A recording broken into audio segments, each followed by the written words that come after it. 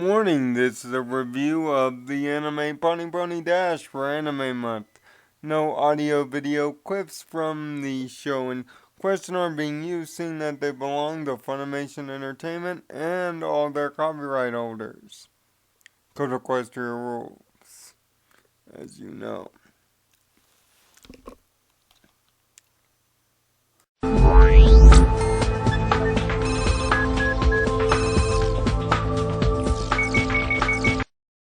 As Anime Month here at Code Equestria enters its final week, it's time to take a trip into the really bizarre. When I started becoming a real anime otaku back a few years ago, circa maybe 2002-ish, my Anime Network subscription that was then linked to cable had in its on-demand lineup a very quirky comedy anime. I watched it, and I never stopped laughing since.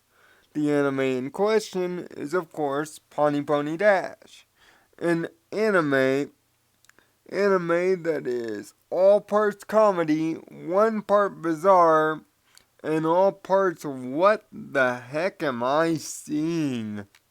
There is a story, but come on, it's pretty much useless and is thrown out like everything that makes sense in this show almost immediately. But the story goes like this.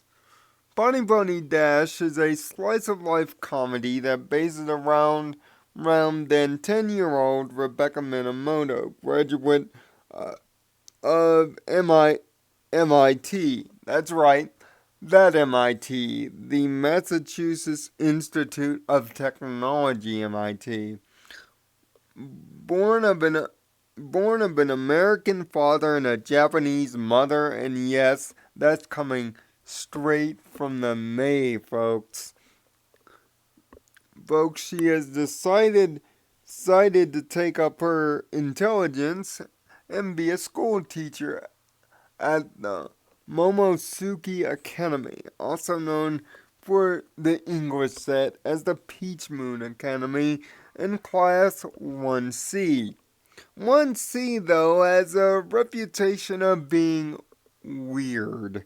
Very weird. So much so that their last teacher leaves unannounced and his name is literally bleeped out, as such as other references to other Funimation shows, like their repeated accidental censored name drops of Dragon Ball characters, for instance. Rebecca may be smart, but she's totally antisocial, almost to a anti-magnetic sense. Heck, she makes quite an entrance, being late and then getting so frustrated she flips her students off. Yeah, that literally happens. Rebecca is a smart aleck, almost witty, but of course, she's in an environment that she's not prepared for, as the class of 1C is so bizarrely eccentric that even her nerves are tested.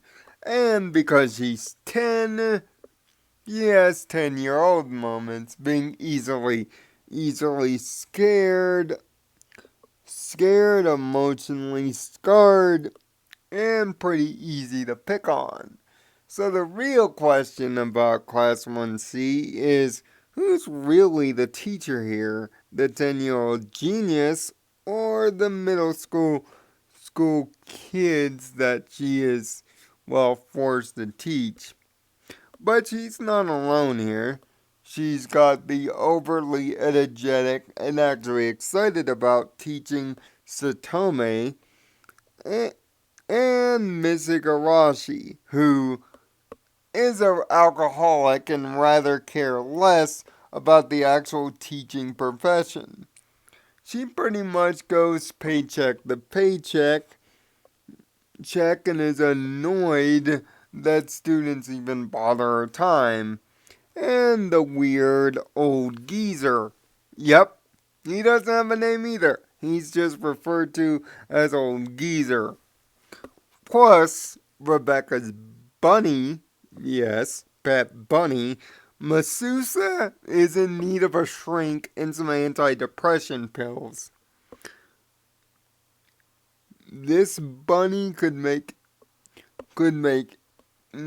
anybody feel like their life is so much better than what his is going on. Plus, he's being chased around from a godlike vending machine cat.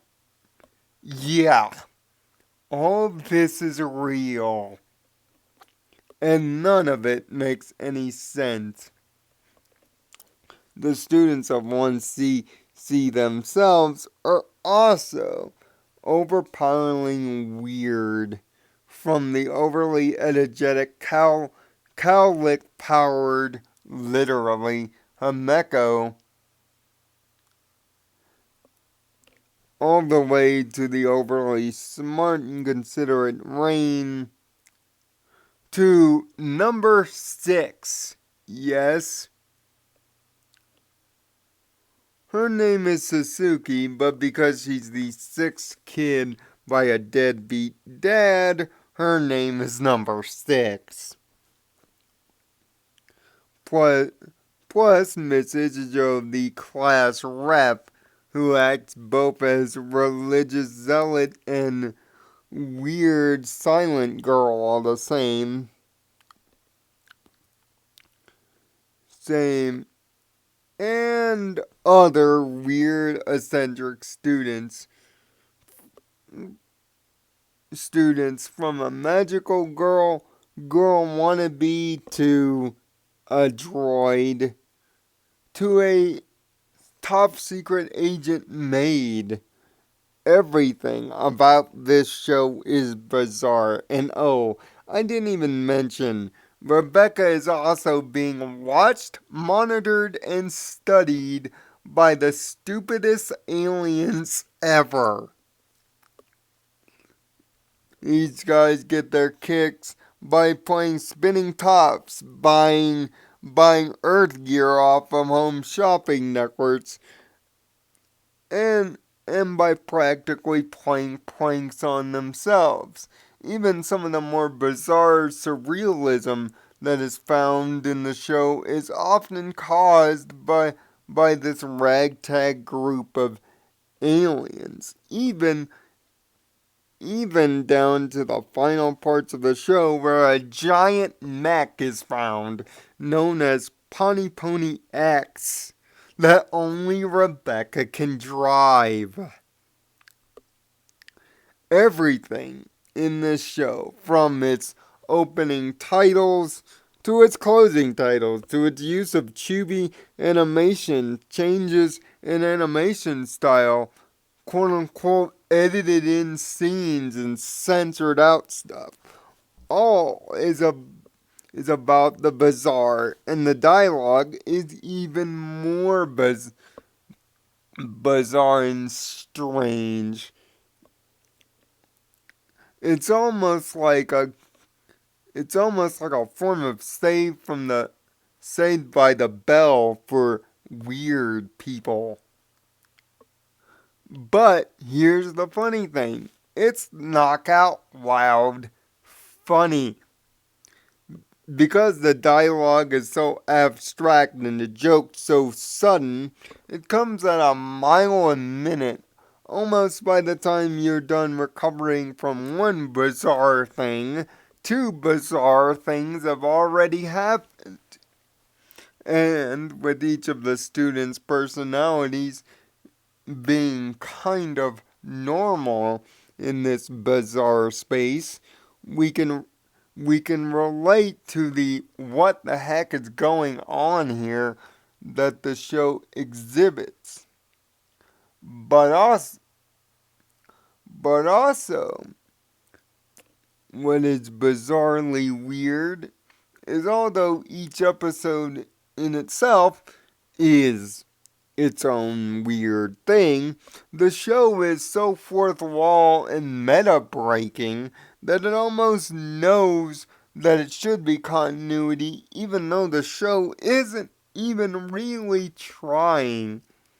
Recycling some recycling some of the same gags and being totally aware that it happened in an episode previous. It's almost like the anti-anime comedies comedy. It's just so strange. It's hard for me, even as a reviewer, to describe, and even as a fan of the show. It's just so weird. It's the ultimate abstract comedy, May, and I couldn't recommend it for anybody but those who truly want their funny bone tickled in the weirdest of ways. And that's its greatest strength. Its greatest weakness, though, is it's so abstract that it may be a little too abstract, and sometimes might get away a few adult jokes on top of that.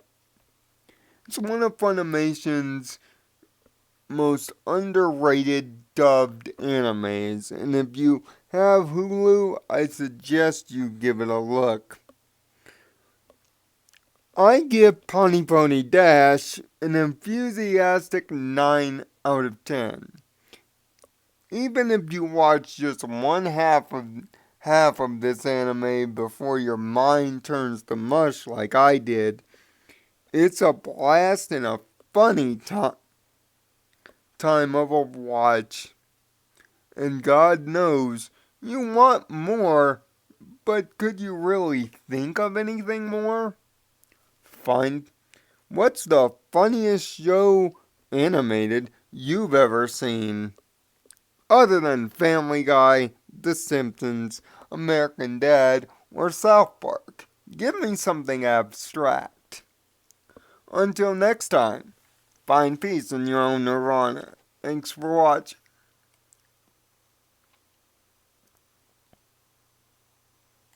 Hey, Anime Month is almost coming to a close.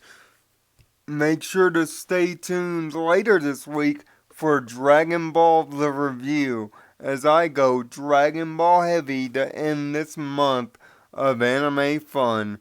And also check back for some more fun stuff. Use the Facebook, Twitter, and the playlist button to find everything that Code Equestria has to offer you. Thanks for watching, and see you next time.